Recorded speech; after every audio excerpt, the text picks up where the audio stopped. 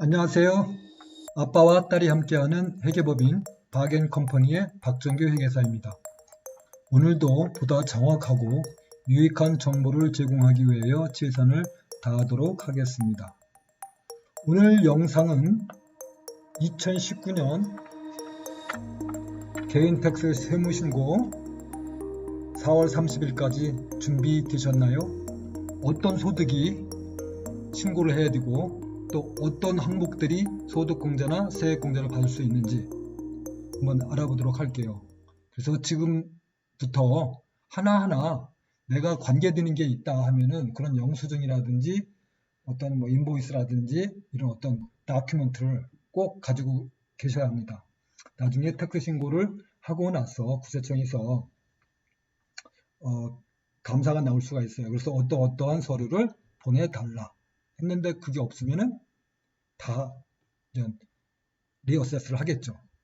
그리고 이자도 또 납부를 해야 되고요. 그렇기 때문에 항상 지금 오늘 말씀드리는 어떤 그런 항목들이 있을 경우는 꼭 인컴으로 신고를 해야 되고 또 어떤 소득공제라든지 세액공제 사항이 있는 항목은 꼭 다큐멘테이션을 하셔가지고 꼭 영수증이라든가 이런 것을 6년 동안 꼭 킵을 하셔야 합니다.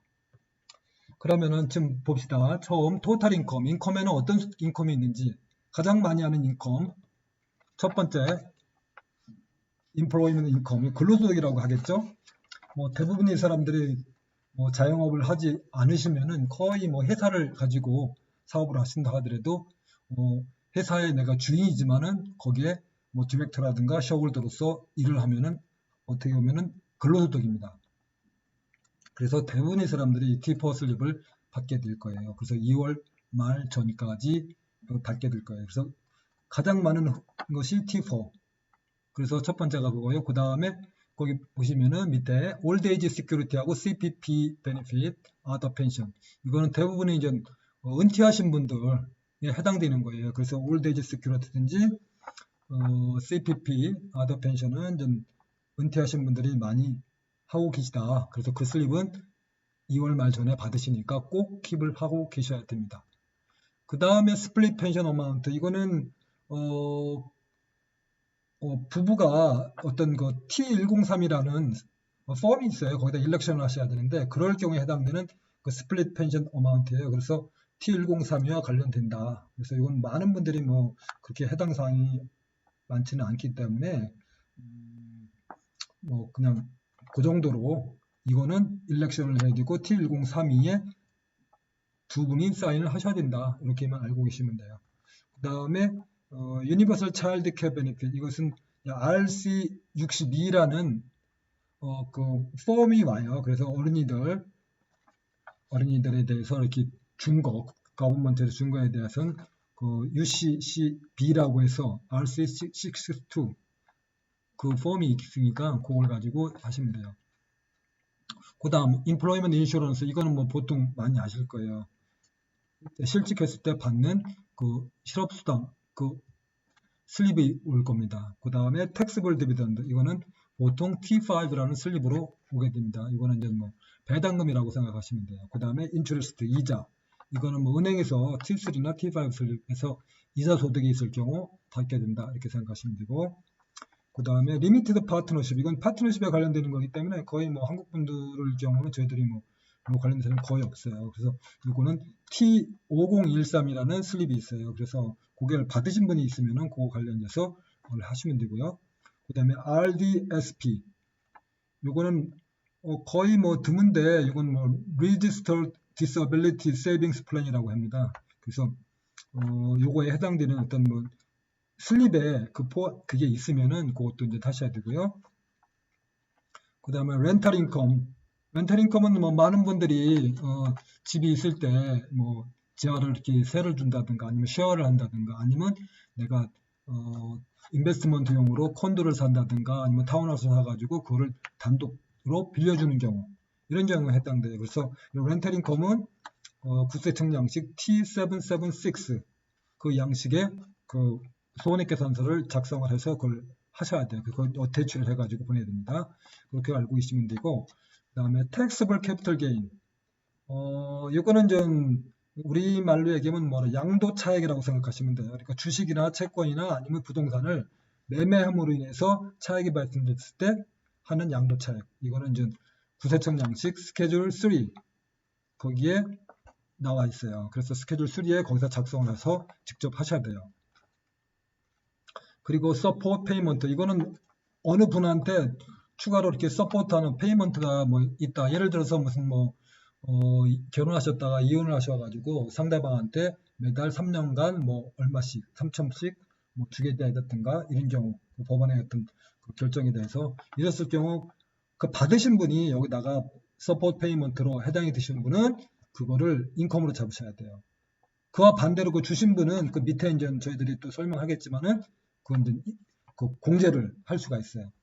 그건 다음에 또 얘기를 할 거니까요. 그렇게 하겠죠. 그다음에 RRSP라는 건 뭐냐면은 RRSP를 들을 때는 또 공제를 받다가 그걸 다시 이제 몇 년 후에 딱 해지를 내요. 해지하고 찾아올 때 그게 다시 또 인컴으로 잡혀요.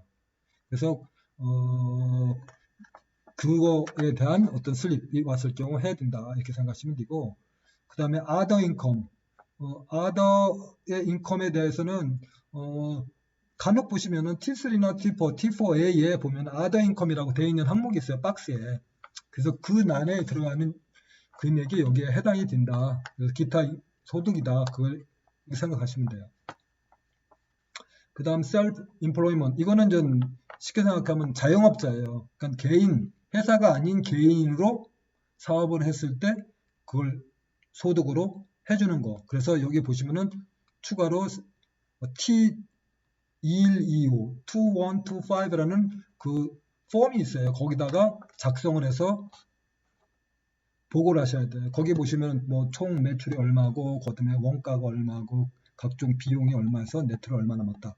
이런 어떤 쉽게 얘기하면은 뭐 인컴 스테이트먼트, 손익계산서를 작성을 해서 이걸 추가로 첨부를 하셔야 돼요. 개인 텍스. 회사일 경우는 따로 회사는 별도이기 때문에 회사 텍스 리턴이 따로 있고요. 개인 사업자일 경우는 이렇게 개인 텍스 신고할 때 그걸 뒤에 첨부해서 다른 소득과 합해서 종합소득으로 보고를 하는 거예요. 그래서 개인 사업자는 꼭 하셔야 된다 이렇게 생각하시면 돼요.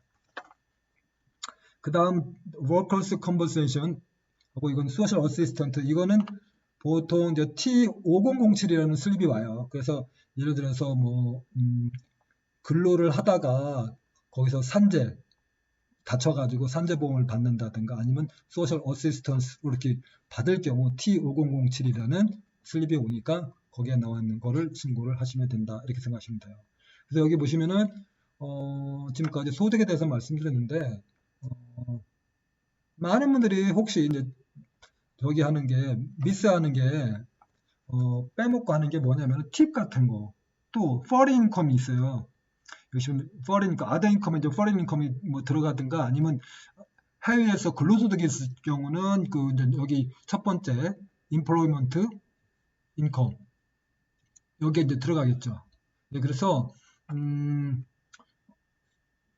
그거에 대해서 많이 이제 혹시 미스를 하는데 꼭 그거를 좀 하셔야 돼요. 만약에 해외에서도 근로소득이 있을 때는 employment income에 들어가요. 그래서 거기에 따로 이제 자세하게 또 해외 foreign employee income이라고 해서 그걸 또 작성을 하셔야 돼요. 그래서 그걸 하셔야 되고 기타 이제 뭐 팁이라든지 이런 거로 생활하시는 분들 그건 하셔야 되고 또 특히 뭐 우버라든지 아니면 또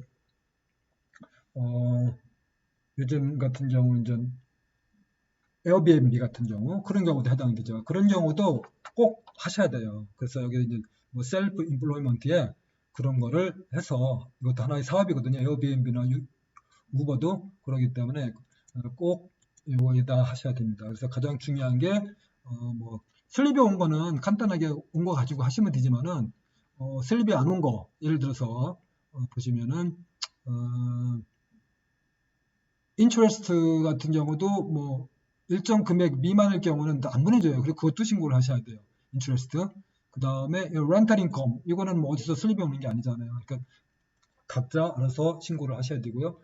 텍스블 캐피탈 게인 이것도 인베스트먼트 뱅킹 하는 데에서 그 양도 차익에 대해서 계산을 해주면 좋은데 그걸 잘 안 해주더라고요. 그렇기 때문에 그건 본인들이 스스로 하셔야 돼요. 그리고 부동산 파는 거에 대해서도 스케줄 3에 대해서 거기에 또 이제 하셔야 되고, 또 마찬가지 택서블 캐피탈 관련돼서 뭐 주식이나 뭐 채권이나 이런 것도 전부 다 여기에 해당돼요. 그래서 그걸 또 별도로 작성을 하셔야 됩니다. 그리고 셀프 임플로이먼트 다시 한번 설명하지만은 개인 사업자 혹시라도 우버라든지 에어비앤비 기타 다른 어떤 3만 불 미만일 경우는 국세청에 그 비즈니스 넘버라고 그러죠. 사업자 등록번호를 안 따지만은 그렇다고 신고를 안 하는 게 아니에요. 꼭 하셔야 돼요. 그렇기 때문에 꼭 하셔야 된다. 이렇게 생각을 하시면 돼요. 그래서 이렇게 해서 일단 소득에 대해서는 마쳤습니다. 마쳤으니까 혹시라도 궁금한 게 있으시면은 혹시 뭐 여기 셀프 임플로이먼트 관련된 거라든가 아니면은 렌탈 관련되는 거, 또 양도차액, 택서블 캐피털 게인 관련되는 거, 요거는 사실 많은 사람들이 어려워할 수도 있어요. 그래서 요거는 한 번 더 저희들이 강의를 추가적으로 하기에는 너무 그러기 때문에 여기서 간단하게 혹시라도 한번 보도록 하겠습니다. 네. 그래서 여기 보시면은 이게 이제 스케줄 3에서라고 해가지고 캐피탈 게인에 관련되는 트랜잭션이에요. 그래서 여기 보시면은 리포트하는 내용들이 쭉 나왔어요. 여기 보시면은 여기 보면 셔에 관련돼서 얼마에 사고 팔았냐 그런 내용들, 여기 보면 farm, fishing property에 대해서도 있다는 거, 이런 거. 그래서 대부분이 뭐 큰 해당이 없고 첫 번째라든지 아니면 여기 보시면 뭐 트레이드 되는 거 있죠. 퍼블릭, 그러니까 쉽게 얘기하면 상장법인들 어떤 뭐 주식이라든지 뭐 이런 것들 거래되는 거, 그 다음에 리얼 에스테이트 여기 보시면은 주소 적게 돼 있고 다 돼 있죠. 그래서 이제 보시면은 이제 이런 거, 다섯 번째 번 bond, 이건 이제 채권 같은 경우 이런 거, 그 다음에 여러 가지 뭐 밑에 뭐는 거의 해당 사항이 많은 사람들이 없어요. 그렇기 때문에 주로 많이 하는 게 5번 항목 bond 채권 거래하시는 분하고 4번 항목 리얼 에스테이트, 이건 부동산 관련된 분하고 만약에 상장법인 주식 거래하시는 분들, 아니면은 조그만 스몰 비즈니스 셔를 뭐 사고 팔으시는 분들, 요게 많이 해당될 거예요. 그래서 요거는 요 폼을 작성을 하셔야 된다 이렇게 생각을 하시면 돼요. 그 다음 볼까요? 그 다음에 렌탈 인컴에 대해서 한번 볼까요?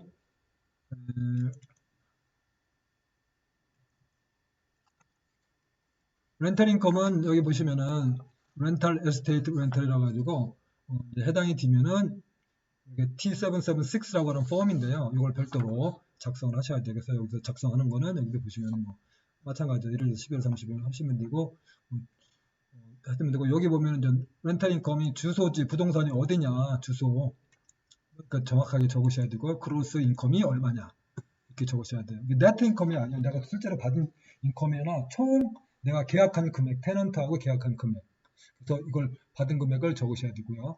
그 다음에 여기 밑에 보시면 익스펜스가 있어요.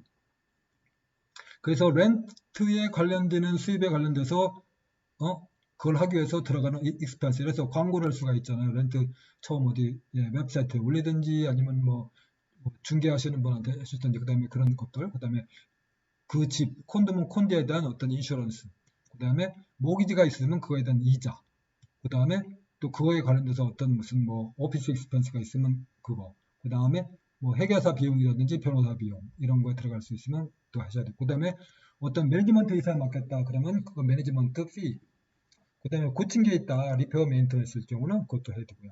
그 다음에 뭐 대규모적으로 해서 실제로 뭐 에어비앤비 같은 걸 뭐 하시는 분 같은 경우는 뭐, 뭐, 이게 어떤 렌탈 인컴이냐 아니면 그 비즈니스 인컴이냐에 따라서 달라질 수 있어요. 그래서 많이 할 경우는 어떤 비즈니스 인컴이, 그래서 렌탈 인컴으로 하는 게 아니라 따로 비즈니스 인컴으로 따로 이 폼이 아니므로 적용을 하셔서 하셔야 돼요. 그래서 이렇게 생각을 하시면 되고, 그 다음에 프로퍼티 텍스, 그 다음에 콘도 투자용으로 렌트 준 거, 프로퍼티 텍스, 그 다음에 이권에 관련해서 이게 예를 들어서 뭐 캔모아에 왔다 갔다 한 어떤 뭐 트래블이라든가 자동차 비용 관련되는 것도 익스펜스를 할 수 있고요. 만약에 이걸 뭐 all furnished로 할 경우 어떤 유틸리티를 어떻게 하겠어요? furnished니까 우리가 부담이니까 그것도 포함이 될 거고요. 그 다음에 기타 뭐 그거 이후에도 따로 뭐 돈 들어간 게 있다 그러면 또 저기다. 그래서 이런 영수증을 꼭 6년간 꼭 보관하셔야 된다 이렇게 생각을 하시면 돼요. 예, 그 다음에 또 감가상각이라는 게 있긴 있는데요. 대부분이 렌탈 인컴은 감가상각을 대부분이 안 해요. 그래서 감가상각을 안 하기 때문에 혹시라도 감가상각을 해야 될 상황이 있다 그러시면은 또 감가상각을 또 할 수가 있기 때문에 그걸 또 하셔야 돼요. 그래서 그거는 따로 여기 보시면은 감가상각을 하는 그런 폼이 있어요. 여기 보시면은 여기 이제 CCA라고 많이 해요. Calculation of Capital Cost Allowance Claim이라고 해가지고 이제 그걸 해요. 그래서 뭐 빌딩이라든지 뭐 땅은 뭐 감가상각이 안 되고 또 장비라든지 이퀴먼트 어떤 뭐 프리저라든지 뭐 여러 가지 그걸 했을 때 이걸 감가상각을 할 수 있는 게 있거든요. 그래서 이거는 어차피 세법에서 하기 때문에 여러 가지 어떤 그 항목별로 다 그 감가상률이 달라요. 그래서 이건 뭐 또 전문적인 지식이 필요하니까 회계사한테 한번 상담을 받아보는 게 좋을 것 같습니다. 이상으로 렌탈 인컴에 대해서 한번 말씀을 드렸고요. 다음은 이제 또 하는 게 셀프 임플로먼트 아까 자영업이라고 그랬죠. 자영업은 T2125, 2125 이게 그 양식이에요. 그래서 비즈니스나 프로페셔널 액티비티를 했을 때 이거에 대해서 인컴 스테이트먼트를 작성해서 보고를 하라. 이걸 추가로 해서 같이 하셔야 돼요. 그래서 여기 보시면은 뭐 주소라든지 아니면 뭐 이걸 작성하는 사람 회계사가 있으면 회계사 이름이 이제 필요하게 들어갈 거고요. 똑같습니다. 이건 사업이기 때문에 손익계산서를 본인들이 다 북키핑을 해가지고 다 하셔야 돼요. 만들어가지고 정확하게 영수증이라든지 뱅크 스테이트먼트 이런 걸 해서 복식부계를 해가지고 다 해야 되기 때문에 네, 그래서 여기서 뭐 한번 간단하게 보시면 여기 이제 전체 매출이 들어가겠죠. 그 다음에 여기 보면 이제 GST 3만 불 이상일 땐 GST 등록을 하셨을 거예요. 그래서 GST에 관련되는 내용이 나와 있죠. 예, 받은 거 뭐 이런 것이고 이제 그러기 때문에 하시면 되고 그 다음에 밑에 보시면은 이제 이건 전체 인컴에 관련되는 거고 요거는 이제 원가 cost of goods sold라고 그래가지고 원가가 오프닝 인벤토리가 얼마냐 그 다음에 당년 연도에 토탈 매입을 얼마 했느냐 그 웨이지가 얼마 있느냐 서브 컨트랙트가 얼마 있냐 기타 비용이 얼마 있냐 그리고 12월 30일 말에 클로징 인벤토리가 얼마냐 해서 원가를 이제 계산하는 방법이고요. 그 다음에 각종 비용들 뭐 광고비라든지 뭐 접대비 그 다음에 뭐 배댓 뭐 인슈런스 인트러스트 비즈니스 텍스 오피스 익스펜스 회계사 비용 변호사 비용 이런 게 있겠죠. 그 다음에 매니지먼트 피가 있을 수 있고요. 그 다음에 렌트 피가 있을 수도 있고요. 리페어 메인테넌스 셀러리 이건 셀러리는 뭐 있을 수 있고 만약 종업원을 고용했다 그러면 그 다음에 프로퍼티 텍스라든지 트래블 익스펜스라든지 유틸리티 그러니까 각종 이런 코스트가 있어요. 이것도 마찬가지로 CCA라고 해가지고 감가상각을 할 수가 있어요. 그래서 아까 렌탈 인공까지 그런 그걸 작성을 해서 보내야 돼요. 그래서 이거는 자영업을 하시는 분 직접 하시는 분도 많지는 않지만은 대부분의 회계사들이 위임을 하기 때문에 가장 중요한 거는 복식 부기를 하셔가지고 그걸 회계사들한테 뭐 보내주면은 그걸 가지고 이제 작성을 해서 하게 되겠죠. 그래서 비즈니스 넘버, 보통 GS 넘버라고 그러죠. 요거 이제 등록을 하게 돼 있어요. 그래서 이걸 가지고 실제로 GST 신고할 때 금액하고 여기에 나와 있는 거하고 거의 이제 크로스 체크를 해요. 그래서 개인 텍스 신고할 때 항상 매출 금액이 있을 때 그로스 세일이죠. 매출 금액이 있을 때 GST에도 매출 금액 그 보고하는 거하고 또 일치가 되는지 한번 크로스 체크를 꼭 해보시기 바랍니다. 그래서 오늘은 일단 소득에 관련돼서 말씀을 드렸고요.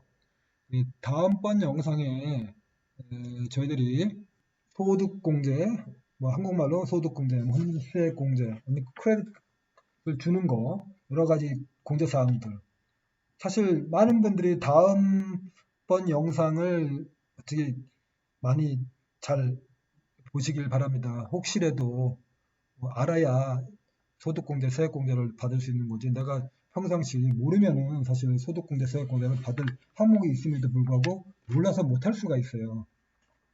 그렇기 때문에 다음번에 여러 가지 소득공제, 세액공제 사항이 있기 때문에 그걸 들어보시고 거기에 해당이 된다 하면은 꼭 영수증을 꼭 모으시기 바랍니다. 그래서 잘 간직하고 계시고 6년간 보관하게 되어 있기 때문에 항상 버리지 마시고 나중에도 혹시 텍스 오디트 나올 경우 그런 걸 준비가 안 돼서 제출을 못할 경우는 다시 부인이 되기 때문에 항상 잘 모으는 그런 습관을 하셨으면 합니다. 지금까지 유익한 정보가 되었나요? 다음에는 더욱 유익한 정보를 가지고 찾아뵙겠습니다. 추가 질문이 있으신 분은 저희들 웹사이트 컨택 어스에 찾아보시고 연락 주시면 성실껏 답변해 드리도록 하겠습니다. 좋은 하루 되세요. 감사합니다.